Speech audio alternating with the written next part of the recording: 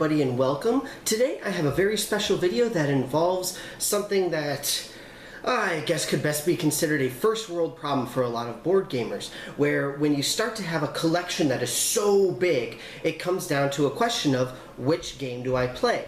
You know what type you want to play maybe, but you don't know exactly which one because so many games are very, very similar. So that's what I'm going to do in this video. I'm going to list out my top 5 favorite, quote, better games. So what this is going to be is this is going to be me talking about a classic game typically and saying that while this game is good, this other one does something very similar but I feel in a better way, be it better mechanics, be it a shorter time period if it's a really long game, etc., etc. Just depending on what types of things that you enjoy. So with that, I'm going to get started with a couple of honorable mentions.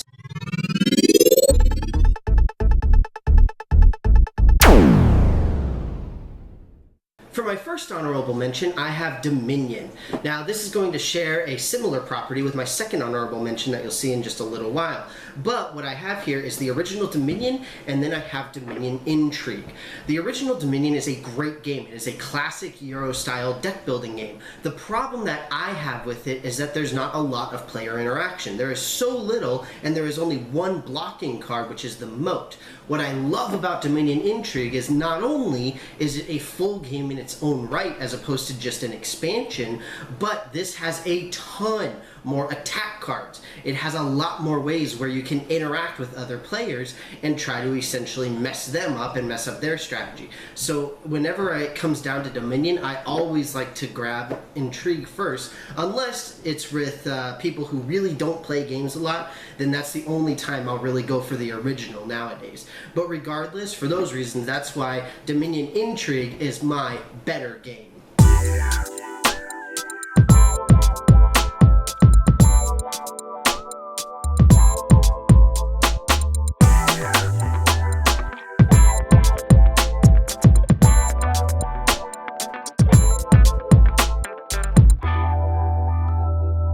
My second honorable mention is another now classic deck building game, which is Thunderstone. So Thunderstone and Dominion have a lot of things in common. First off, they both share a name with their expansions, and second off, they are obviously both deck building games, which is in part why these are both honorable mentions. One thing is that you can argue that these can be treated as expansions, although Thunderstone Advance, you can't really do that too well. But the games are so similar that it's very difficult to really say one is better than the other because they have the same name, for crying out loud. But regardless, I really prefer Thunderstone Advance. I like the new version for a couple of different reasons. First off, you have a board. You have the board that you can lay the cards out, and it makes everything a lot more organized. It's a lot easier to deal with. And the second major thing for me personally is the solo play. Now, yes, Thunderstone, the original one, did have, I guess you could say aftermarket, but still official solo play rules. But I really prefer the solo rules of Thunderstone Advance simply because it came out with the game. It was clearly something that the designers wanted to implement when it was first being generated. So I really prefer it for several different reasons. It's just quality, it's the board, it's more exciting, different things that you can do, all that kind of stuff. Very similar, by the way, to Munchkin Deluxe as well, where you have the little board so that you can keep track of your levels. Very, very easy, a lot of fun. But regardless, that is why Thunderstone Advance, specifically, is my second honorable mention for a better game.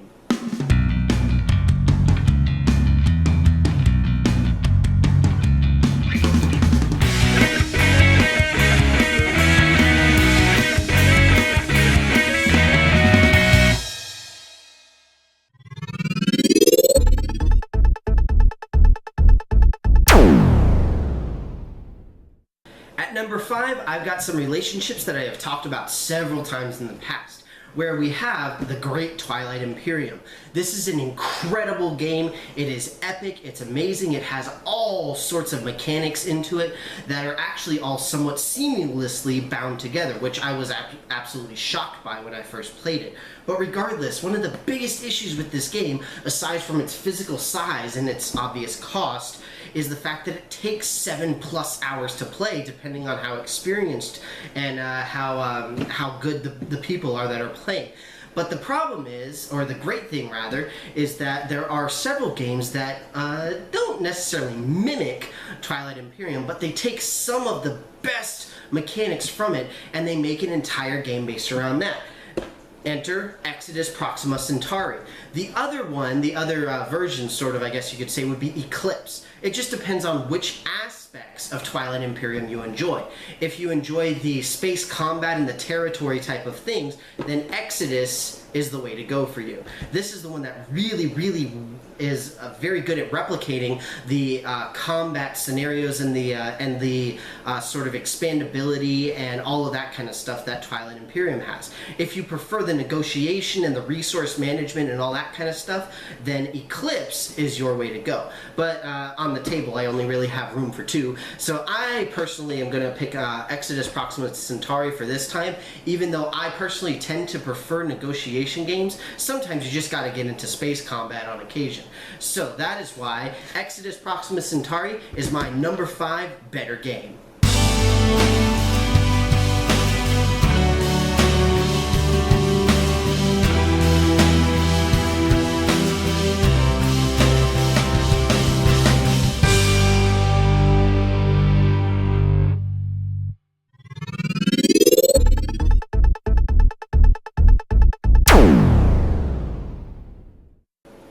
At number 4, I've got a co-op game that I have talked at length several times, Arkham Horror. The problem with this is very similar, or the problems are very similar to those of Twilight Imperium. You have a very long game that is not only long to play, but very long to teach and to set up and tear down as well. So you need to set aside a really good, solid block of time to really get this and to get in the mood and all that kind of stuff. And then the other really major problem with it is that it tends to be so complicated that, especially if you're playing with new players, you tend to just sort of drag them along and say, oh, do this, and this, and they're just like, okay. So you, as the person helping, may as well just play 3 or 4 characters at the same time. It gives you the same experience, pretty much. But regardless, when I am either in a time crunch or I have people who aren't as used to really complex style games, I always reach for Eldritch Horror instead now. Eldritch Horror has not only very similar mechanics to Arkham Horror, but it's also the same company, Fantasy Flight, and the exact same mythos. It's still the Lovecraftian mythos. And the idea is that essentially, instead of being just in Arkham with the really big giant board of Arkham, in this case you're actually going all around the world. But our Eldritch Horror is a much more streamlined version of Arkham Horror. It's what a lot of people tout Eclipse is to Twilight Imperium, even though it's not. But Eldritch Horror actually is to Arkham Horror, where this really is a very streamlined, much easier to set up, much easier to teach, much faster to play version of Arkham Horror. It still has the core game in it. You still feel like you are playing an Arkham Horror type game, but it is just so much easier. It's so much, it's not necessarily more fun. I still have fun with both of these, but as far as new players and just faster gameplay and all that kind of stuff, Eldritch Horror, by far, a much better game. And thus, my number 4.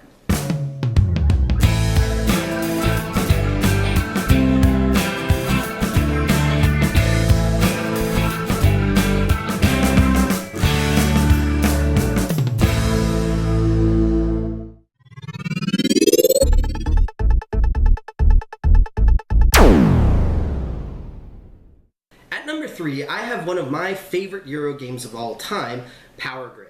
This is a wonderful game, and it was actually one of the first games of this type that I ever played. The thing is that it is still beautifully complex, strategic. I love the auction system, and on top of everything else, it really doesn't take that long to play or teach to people, so it's something that you can relatively easily jump into.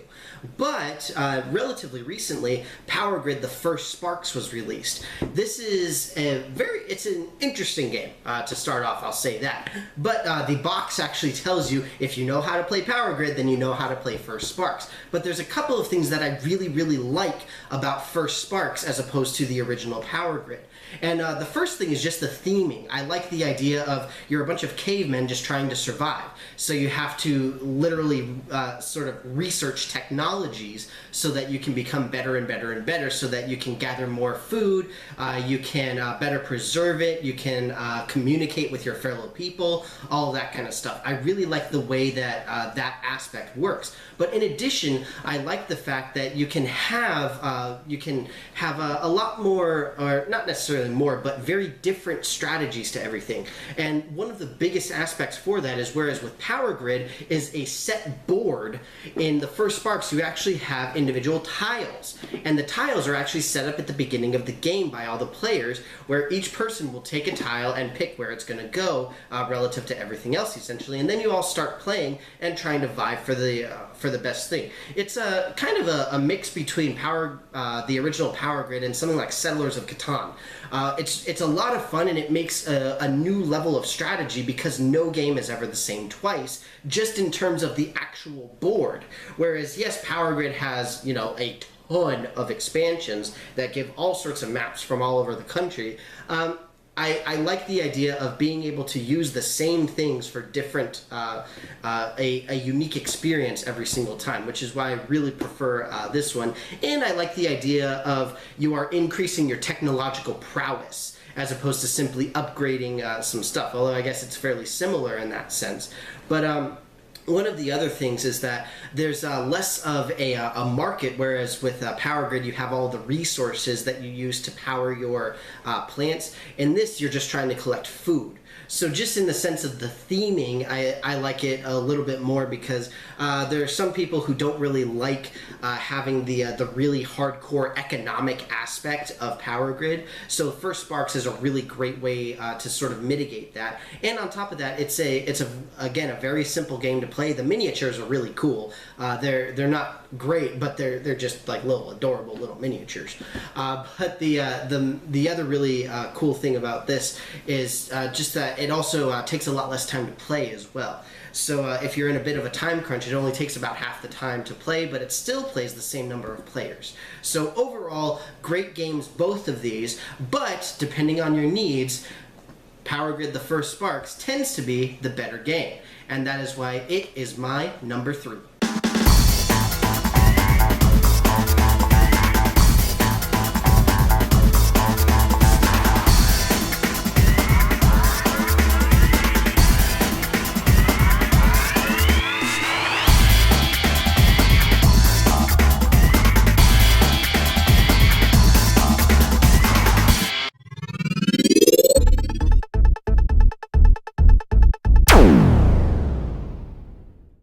Number 2 is a game that I love, love, love, and actually goes all the way back to my very, very first video that I ever made. This is one of my favorite cooperative games of all time, Shadows over Camelot. Now the problem is, the quote better game is not one that I own, but I do love it, and I've played it a good number of times, and it is Battlestar Galactica.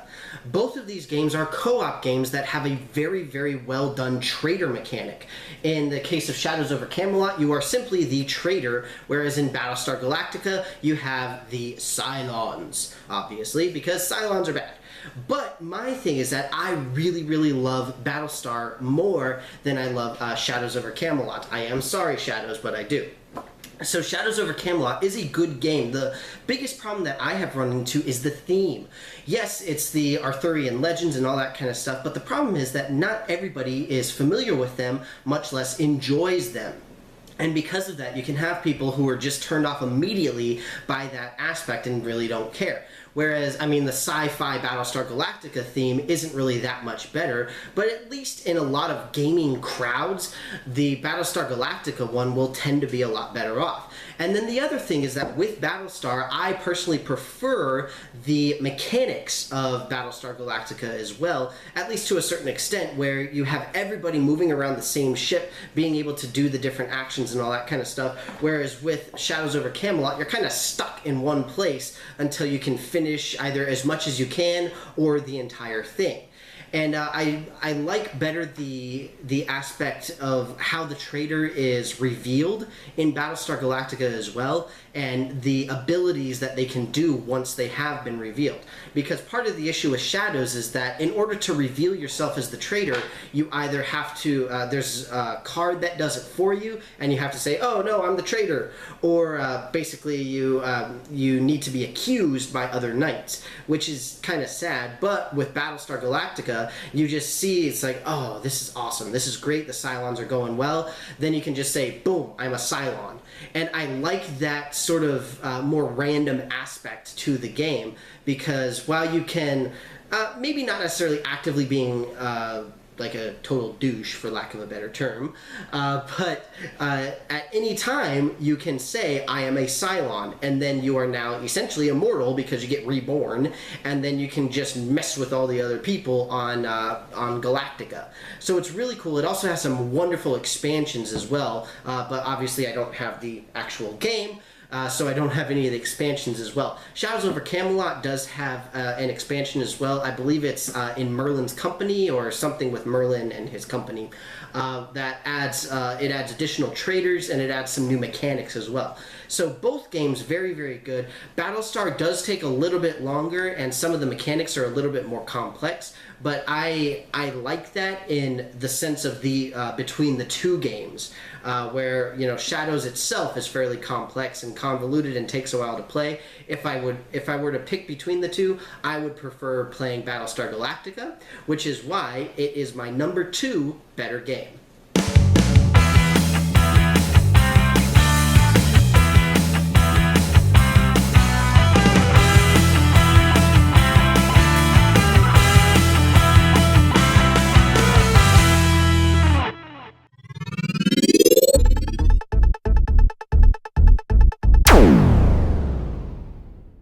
Finally, at number 1, I have a game that's relatively new to my collection, Libertalia.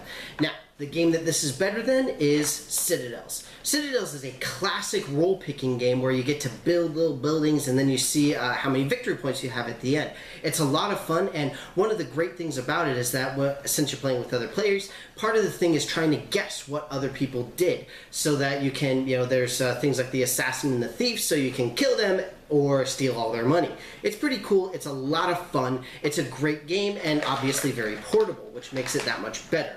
But for me, now, Libertalia definitely is more fun. I like it better as a game. I like the mechanics more. I like the fact that instead of having 8 or 9, depending on what you're doing with Citadels, you have a total of 30 roles that you can potentially have.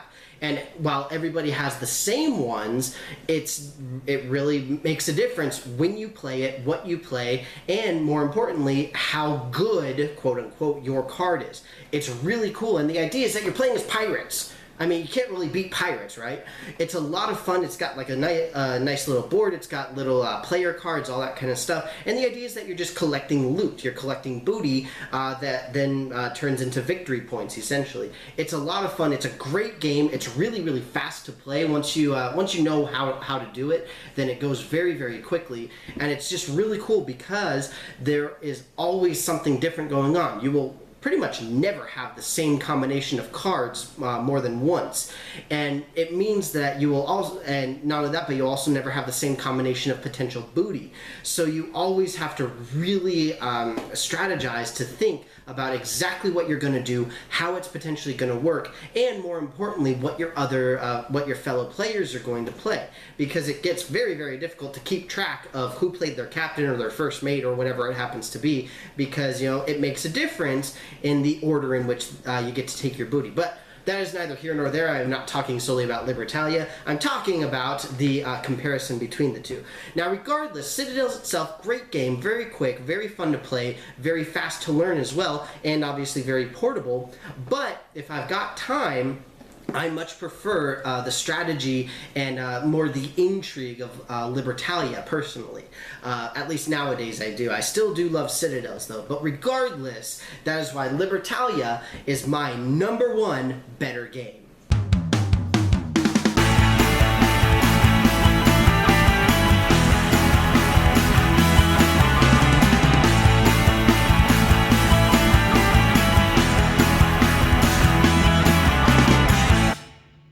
So that's it for me, everybody. I hope that you enjoyed my little video on my top 5 quote-unquote better games. If you have a personal favorite game that has replaced another one that you used to play, please feel free to share it in the comments below. If you agree with some of my selections, if you disagree with them, anything else, go ahead and put that in the comments as well. With that, thank you very much again, and I will see you next time. Thank you again for taking a look at my top 5 quote better games. As I mentioned before, if you have a personal favorite, then please feel free to put it and any other thoughts in the comments below. Do you still play the old game? Do you still enjoy it? Do you enjoy only the new one? Whatever you want to say, feel free to put it in there. In addition, if you want to see some of my other videos, you can see several linked up at the top of the page. And if you want to see more from me in the future, go ahead and click on that big giant subscribe button. With that, thank you again for watching, and I will see you next time.